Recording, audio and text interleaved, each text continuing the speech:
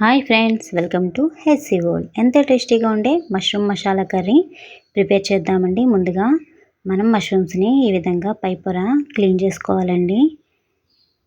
ఈ విధంగా క్లీన్ చేసుకొని కట్ చేసుకొని ముక్కలుగా పక్కన పెట్టుకుందామండి. ఇప్పుడు ఆనియన్స్, టమాటా కట్ చేసుకున్నాం కదండి.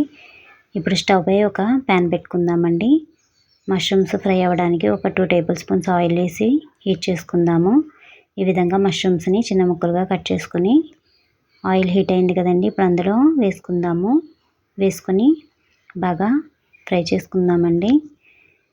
దీంట్లో చాలా వాటర్ వచ్చేస్తుందండి. ముందుగా ఫ్రై చేసుకోవడం వల్ల పచ్చివాసన పోతుందండి. ఈ విధంగా ఒక 1/2 టీ స్పూన్ పసుపు, 1/2 టీ స్పూన్ సాల్ట్ వేసి బాగా ఫ్రై చేసుకుందామండి. ఈ రెసిపీ అయితే చాలా టేస్టీగా వచ్చిందండి. మీరు కూడా రెసిపీని ట్రై చేయండి. అలాగే లైక్ చేయండి, కామెంట్ చేయండి ఫ్రెండ్స్. చూడండి ఎన్ని వాటర్ వచ్చేసిందో.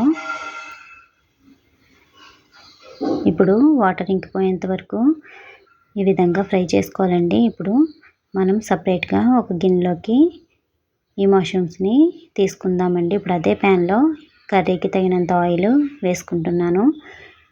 అలాగే ఒక 2 పచ్చిమిర్చి, ఒక 4 ఆనియన్స్ని కట్ చేసి ఇలా చిన్న ముక్కలుగా వేసుకొని ఫ్రై చేసుకోవాలండి.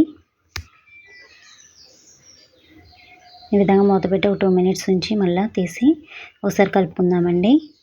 ఇప్పుడు ఒక 1/2 టీ స్పూన్ పసుపుని యాడ్ చేద్దాము. ఇప్పుడు ఒక 1/2 టీ స్పూన్ సాల్ట్ కూడా వేసి ఉల్లిపాయలు మగ్గేంత వరకు మనం కుక్ చేసుకుందామండి. ఆనియన్స్ ఇప్పుడు కొంచెం ఫ్రై అయినాయి కదండి. ఇప్పుడు కట్ చేసుకున్న టమాటా ముక్కలను కూడా యాడ్ చేద్దాము. యాడ్ చేసి ఒక 2 మినిట్స్ మూత పెట్టి కుక్ చేద్దామండి. ఇప్పుడు ఒకసారి చూద్దాము.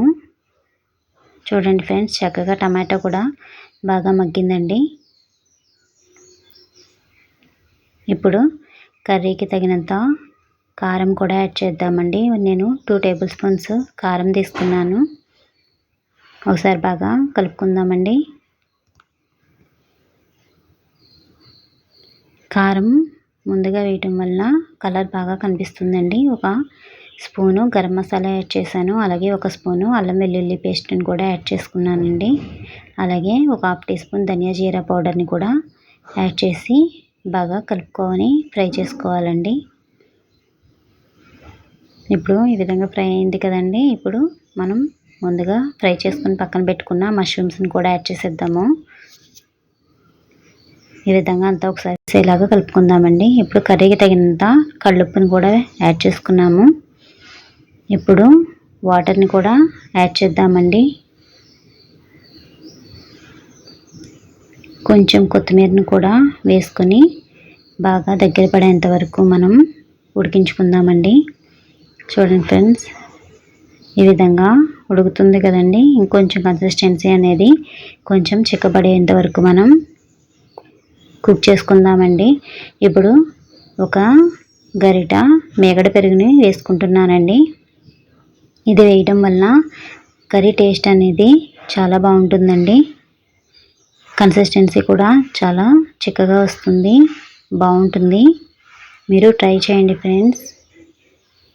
చూడండి, ఈసారి దగ్గర పడింది కదండి. ఇప్పుడు మనం స్టవ్ ఆఫ్ చేసుకోవడమేనండి. ఫైనల్గా కొత్తిమీర వేసుకుందాము. అంతేనండి, ఎంతో టేస్టీగా ఉండే రుచికరమైన మష్రూమ్ మసాలా కర్రీ రెడీ అయినట్టేనండి. ఇది మీకు నచ్చినట్టయితే లైక్ చేయండి, సబ్స్క్రైబ్ చేసుకోండి, అలాగే కామెంట్ చేయండి, షేర్ చేయండి friends. Thank you. Have a nice day.